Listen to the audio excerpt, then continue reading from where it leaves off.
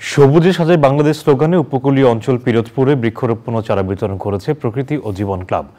করিমুন্নেসা বালিকা মাধ্যমিক বিদ্যালয়ে কর্মসূচির উদ্বোধন করা হয়।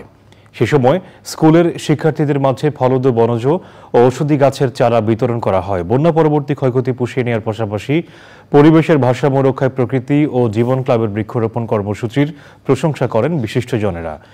ফসিউল ইসলাম বাচ্চুর পাঠানো তথ্য ও ভিডিও চিত্রে সাবরিনা হাসানের রিপোর্ট।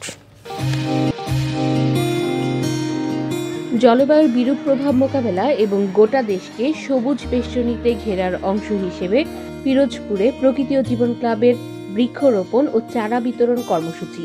পিরোজপুর প্রকৃতি ও জীবন ক্লাবের উদ্যোগে করিমুন্নেসা বালিকা বিদ্যালয়ে বৃক্ষরোপণ কর্মসূচি পালন করা হয়। ফল, ফুল, কাঠ এবং ঔষধি নানা বৃক্ষ কিন্তু আমাদের নানাভাবে সাহায্য করছে। সুতরাং আমাদের এই যে অক্সিজেন, এই যে কার্বন যে নিঃসরণ হচ্ছে তাকে শুষে নেওয়া, সব কিছু মিলিয়ে গাছের কিন্তু একটা বিশাল ভূমিকা আছে এবং সেই কারণেই কিন্তু আমাদের বৃক্ষরোপণ কর্মসূচি সারা বাংলাদেশে ছড়িয়ে দিতে হবে এবং সবাই মিলে আমরা যখনই হাতে হাত মেলাবো তখনই কিন্তু এই কর্মসূচিও সফল হবে এবং আমরাও কিন্তু নানা ধরনের উপদ্রব থেকে আমরা পরিত্রাণ পাব। সুতরাং আসুন আমরা সবাই মিলে এই বাংলাদেশটাকে সবুজ করে ফেলি এবং সবুজে সাজিয়ে ফেলি।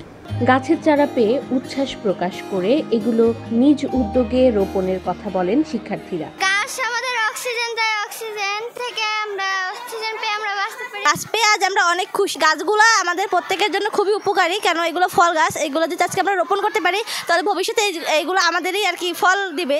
প্রকৃতি ও জীবন ক্লাবের বৃক্ষরোপণ কর্মসূচি আগামী প্রজন্মের জন্য বাসযোগ্য পৃথিবী গড়তে সহায়ক হবে বলেন বিশিষ্টজনেরা। কর্মসূচির মাধ্যমে একটা সুন্দর প্রকৃতি আমরা উপহার পাবো এবং বাচ্চারা বৃক্ষরোপণ সম্পর্কে সচেতন হবে। পিরোজপুর জেলায় 8,000 কৃষক এবং উপকারভোগীকে 40,000 নারকেলের চারা বিতরণ করা হয়েছে। এই নারকেল গাছ বা অন্যান্য সকল গাছ আমাদের যে কার্বন শোষণ করে নেবে, আমাদের বাংলাদেশকে শীতল করবে। উপকূলীয় অঞ্চলে ঝড় ঝঞ্ঝা রক্ষায় রোপণ করা গাছগুলো সহায়ক হবে বলে মনে করেন প্রকৃতিপ্রেমীরা। চ্যানেল আই সারা বাংলাদেশে সবুজে বাংলাদেশ সাজাই এই স্লোগানের ভিত্তিতে যে বৃক্ষরোপণ কর্মসূচি গ্রহণ করেছে তার প্রতি আমি আবারও ধন্যবাদ জানাই চ্যানেল আইকে। দেশের পরিবেশকে সুস্থ এবং সুন্দরভাবে গড়তে প্রকৃতি ও জীবন ক্লাব আগামীতেও বৃক্ষরোপণ কর্মসূচি অব্যাহত রাখবে বলে প্রত্যাশা পিরোজপুরবাসী। সাবরিনা হাসান, প্রকৃতি ও জীবন ডেস্ক, চ্যানেল আই।